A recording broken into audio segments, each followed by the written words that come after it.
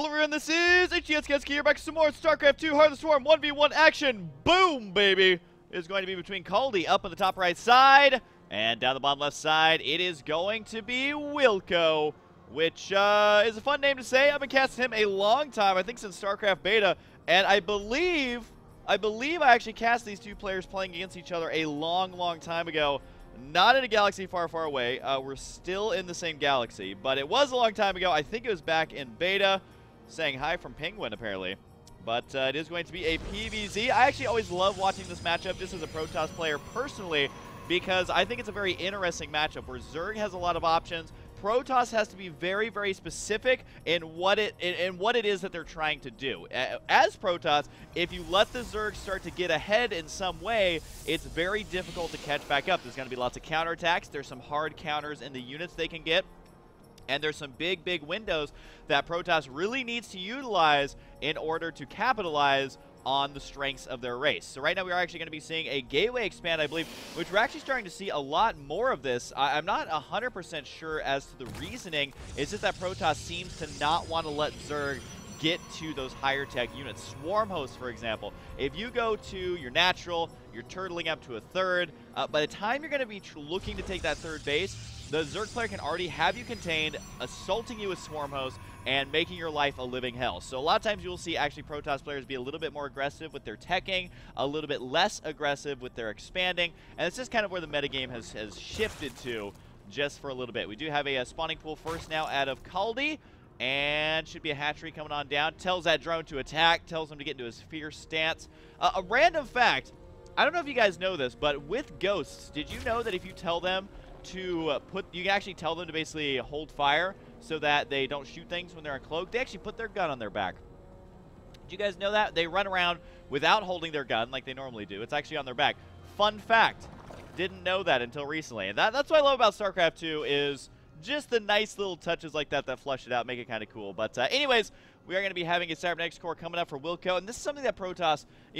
As a Protoss player personally, I think it feels great to be able to go for Cybernetics core first because you can get your tech a lot earlier. Now for Kaldi, this is actually going to be a comfortable spot for him as well because it's, number one, it's easier to scout. You just need one Overlord inside their base or a Zergling running up the ramp. But also, I mean, you just can't go for your third base. However, there's lots of robust units like the Roach is really good.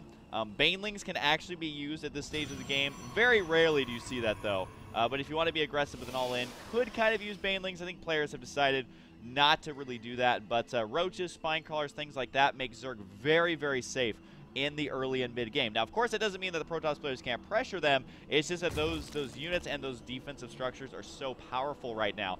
We'll have to see if Kaldi decides to utilize that or if he's going to actually be a little bit risky and go for a third base. But in all honesty, I kind of like seeing games develop like this because I feel like even though this is how players used to play kind of back in the day, you know, I was so much younger back then when during the beta and all that, it's still kind of an unexplored style of play in comparison to the Forge Fast Expand. Now, the reason I say that is because it's really fallen out of favoritism for a very long time. So, really haven't seen many players go for that. Oh, actually intercepts the probe right there.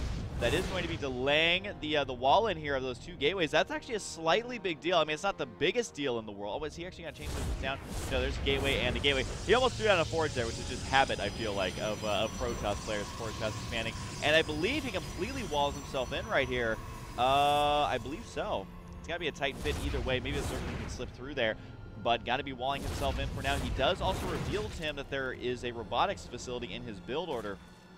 You can see that Kaldi actually clicked on that robo when he ran that Zergling over there, so he knows what's up with that. I always like to try and see if they've clicked on a building or not, because you can tell from a spectator point of view if they have, because it's very important. I mean, a lot of times, you know, a Zergling will run in the main base and then die right away, and he'll be like, oh, he scouted all the tech. But really, sometimes not. If they're looking somewhere else and that Zergling dies too quickly, then it doesn't necessarily always mean that. Now, we are going to be seeing, it looks like a delayed 4-gate pressure, as we do have 2 warp gates now done. I guess these other 2 just kind of started being constructed. A total of 5, actually. Is it going to be a War Prism? No, it's going to be an Immortal. So we could be seeing an Immortal Sentry all in. We could just be seeing some sort of other gateways like Stalkers and Immortals, something like that. Wouldn't be the get best versus Zerglings, which is why you're seeing him add in some Zealots right here. So it looks like he wants to be aggressive here. Is this going to be a game-ending move? Well, it remains to be seen. I mean, this is being scouted essentially as these 2 gateways have been spotted, obviously, by those lings. And then looking at the base right now, he sees another gateway. And if he clicked on this gateway right here, he knows that there's at least 4 gateways and there's a robo. So usually that means that there's going to be some sort of pressure, whether it's going to be a warp prism with you know, multi-prong attacks, things like that, whether it's going to be a Sentry Immortal all-in, or whether it's just going to be what we're kind of watching develop now, which is more just a Zealot Immortal.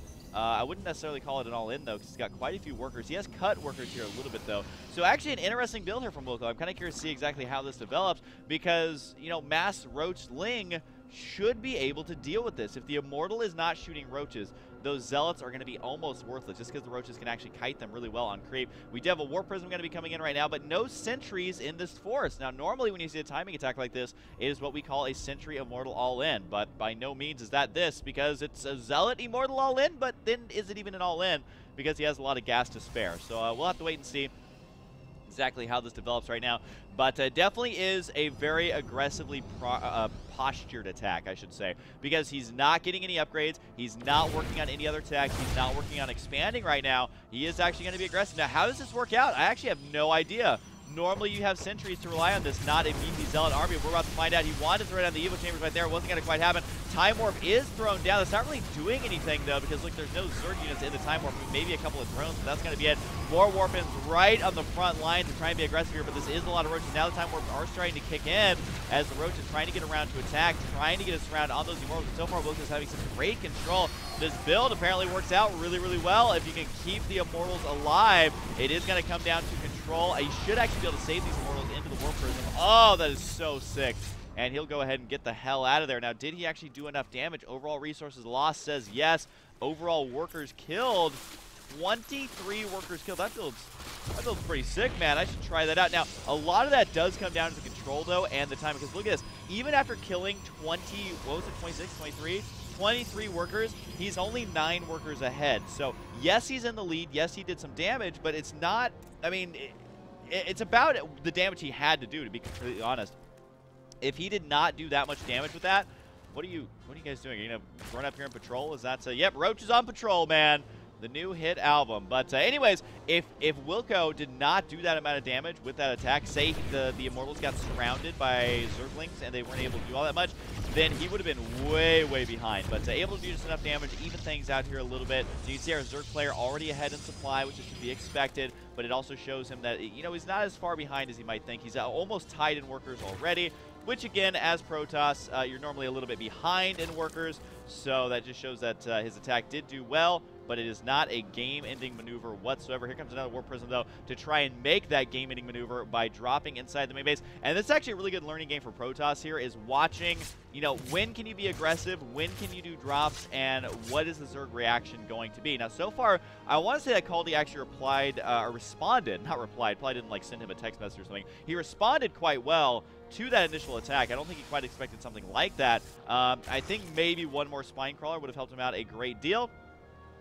But then if he would have overreacted on the defense, then if the attack never comes, then all of a sudden you look like a doofus, which is kind of the downfall of a lot of Zerg players out there, is that, you know, you have to have the absolute perfect response. Zerg does have all the responses to anything in the game. I mean, some people argue that, like, Sky Toss Deathball or something is difficult to deal with, but really, Zerg has a lot of very good responses. If you have the tech and you get the exact right amount of units, you are sitting pretty. You're doing great. You can hold off just about anything.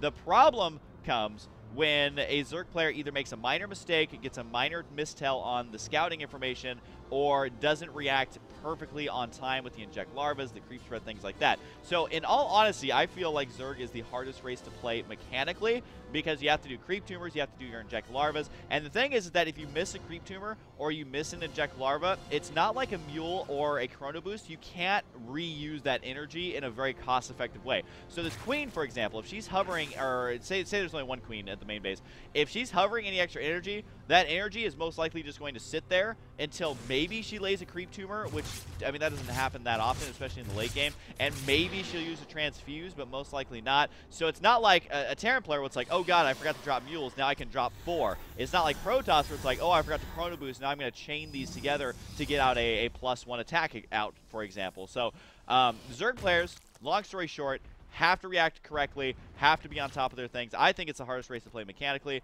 and that's why Kaldi if he responds correctly after that initial attack, might be able to pull this game back around, although he is still only on 2 bases, which is not going to be very comfortable for a Zerg player. Really at any stage of the game. I mean, super early 2 bases okay, but if your Protoss player has been on those 2 bases the entire time, it's definitely going to be something that makes you a little bit uncomfortable. You're wondering, all right, how much did he focus on macro? Is he going to be expanding? What does this player have planned? Now, we do have some Swarm Hosts going to be on the way right now. More and more Swarm Hosts, actually 2 more being produced. There's already quite a few on the field. Taking a look here at the units tab, 10 Swarm Hosts, 12 Roaches. That is so many for only 2 bases. Enduring Locust being researched as well. That does take 120 in-game seconds compared to Blink, which is one of the longest upgrades in the game. That is 170. So it's on the longer side of things as far as upgrade time is concerned. Pathogen Glands, for example, is only 80 in-game seconds, and Neural Parasites 110, just to kind of compare them to the 120. So it does take a while. It's not one of those reactionary upgrades. You kind of have to get it ahead of when you would really, really want it, and it does look like right now the attack is going to be moving out here for Wilko. A big warp into Stalkers here, and Blink is done. So it's a very specifically timed out attack to try and punish this third base, which he might actually be able to do. There's going to be hallucination. Does our Zerg player know they are fake? Not quite yet. He doesn't have an Overseer over here. Remember, the Colossus can be spotted by the Overseer that they are fake. Here's a nice round from the left side. The Locust actually right in the thick of things. Anytime Locusts are all attacking, that is really, really good for Zerg, because the DPS on Locust, is it more than a Hydra? I mean, it's comparable to a Hydra. They're actually pretty ridiculous. Here comes another wave right now. Force field to be outstanding here for Wilko, but that's not going to happen. The Locust right there, you can see actually Micro did just push forward and do so much damage. There's going to be a big Blink, though. He's trying to focus these down as best as possibly can. That's why the drones are going to get in on the action as well to try and prevent that from happening, but these Stalkers will pay the ultimate price, but are they going to be able to kill off all the Swarm Hosts? Nice blinking all around. This is actually a wonky as hell battle. This is like a thing of beauty to watch. Can Wilko actually break this? Very, very, very close to breaking that, but is going to end up losing these Immortals. Might be able to save 2, but is not going to save all of them, that's for sure. The Warp Prism right there saves 1. For some reason went into Warp mode and ends up saving the Stalkers instead. But a lot was lost there by Wilko, but he also really, really whittled down that Swarm Host count, as Kaldi would have loved to keep these Swarm Hosts alive, because Swarm Hosts are so expensive and they're so slow and they're kind of a weird unit. So to lose them is very frustrating, because you need to be spending that money on a beefier part of your army, whether it's going to be Spine Crawlers, whether it's going to be Spore Crawlers, or whether it's just going to be different units to protect those Swarm Hosts on the front lines. You definitely want to have that money available. Unfortunately for Wilko right now, he doesn't have a whole lot to answer the amount of Swarm Hosts that are moving out. Kaldi would have loved to have creep spread going on right now all the way across the map, but as you can see, a lot of that did get cleaned out. So I don't know if this is going to end up working out or not. The Lings right here basically just need to protect these Swarm Hosts. Not sure what these Locusts are doing. They actually need to be attacking this base for sure. Could be easily busting down that entrance. I think he is a little bit worried about the counterattack. It's actually going to be attacking on the right side. Uh-oh. Did not realize this army was so dangerously close. This is where Kaldi needs to get units on the field and get them now. Well, oh, dear. Oh dear, going to be throwing away 1 or 2 of these Swarm Hosts, which is not good at all. Needs to keep this one alive as well. Big blink forward right now. The Locusts are out of position here, so I think that Wilko might actually be able to clean these up. The Observer, though, doesn't spot every single one, I think, if I'm doing my math correctly. Yeah, it doesn't spot every single one, so it does keep those alive for now. Another wave is going to be spawned. This is such a weird game right now, as the Locusts are trying to find exactly where to engage. They need to turn around and attack the Stalkers as best they can. Stalkers, though, are too fast. It does look like the Swarm Hosts will get taken out. Now, normally when you do this, what you want to do is have the, oh, come on, spawn a couple more right there. Yeah, that's not going to happen. But normally when you do this, you want to have the creep spread all the way out across the map. You want to have your spines, you want to have your spores, you want to have things just camping over those Swarm Hosts. Because, I mean, look at the map right now. If our Zerg player was able to back himself into this corner, launch the Swarm Host just constantly at the entrance of his base, that would be it for Wilko. Wilko would not stand a chance. He wouldn't be able to kill them off with just Blink Stalkers. The Locusts do so much damage that Stalkers can't really base race effectively. And even if they could base race effectively, Zerglings are still outstandingly good at delaying the push from Stalkers. Because even if there's enough Stalkers to kill off all the Lings, they still shoot relatively slow. Oh, excuse me, relatively slow. So the Lings are going to be surviving for quite some time. Lots of Roaches are here, though. The Time Warp going to get some free shots in for Wilko. Can Wilko actually end this? He is still behind in supply. and he has to be careful because our Zerg player is now up to 3 bases. He's got really good saturation right now, and taking a look at the income tab, it's definitely going to show 1,500 to 1,000. Wilko needs to expand, but honestly, Wilko might just be doing continual 2-base pressure. I mean, look at this. He's almost mined out his natural. He's already, I think, lost one of the mineral patches there, and so his income is not looking good. If he does not win with his Blink Stalker timing, that is going to be it. We are about to find out. +2 attack. Is it actually going to be enough to kill these out? The Roaches do decide to run away. We really need to see, I think, more Swarm Hosts. I think the Swarm Host is going to be the saving grace right now. But there are a lot of Stalkers, so maybe there's not enough Locusts to actually DPS them down before they blink away. So many Stalkers. Oh my god, more even warping in right now. If Wilko does not win with this, he is actually just going to lose right here. He doesn't have a base. He doesn't have a backup plan. The Overlords are spreading creep at the locations he would like to expand. The Swarm Hosts, though, are going to get taken out, and this is not going to look good right here for Wilko, as Kaldi going to be running in there with a lot of Roaches. There's not enough Lings over here, though, to actually do enough damage that the Blink is not off cooldown. Because basically he's not able to kill us quickly enough because he just constantly is blinking, can never DPS through the shield regeneration. Oh my god, is he actually going to win this? Is Wilko actually going to win this with pure Blink Stalker at the 22-minute mark? It looks like he very well may, deciding to blink right into those Roaches, which is always a risk because he's going to lose more units than he would like, but it might have been just enough. There's actually going to be the GG. There was enough Zerglings on the way to delay it just for a little bit. Didn't even kill that one last Stalker, though, so that is going to be, oh my god, Stalkers are so good. And shouldn't have moved out with Swarm Host. That is definitely absolutely true. And I think that it can be something can be learned from this. Let's go ahead and go back just really quickly here. When did he move out exactly with the Swarm Host? At this point, he still had them. And so I want to show you the importance of this, because look at this. He managed to kill off this army. Eventually, he did end up losing a lot of Swarm Hosts when it was all said and done. And then he unburrows the Swarm Host right here. So let's just take a look at... Oh, does he lose any of these?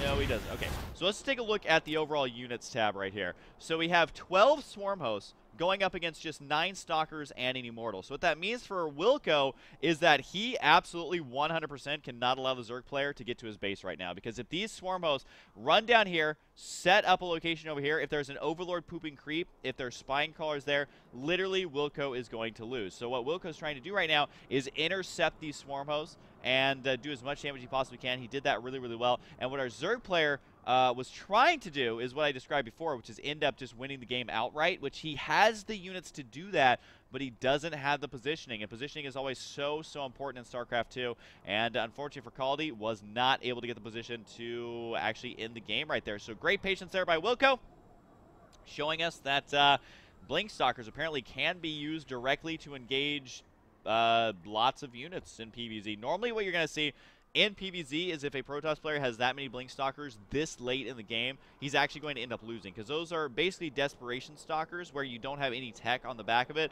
Blink Stalkers at around the 15-16 minute mark can be absolutely devastating, but the longer the game goes on, they tend to kind of fall out of favor in this matchup, because pure gateway units is not the best way to beat Zerg in the late game. But he was able to do it with a little bit of micro there. So all the Protoss players out there, do not give up hope. Just micro like a pro gamer and you'll be fine. Anyways, hope you guys enjoyed, and I'll see you guys next time.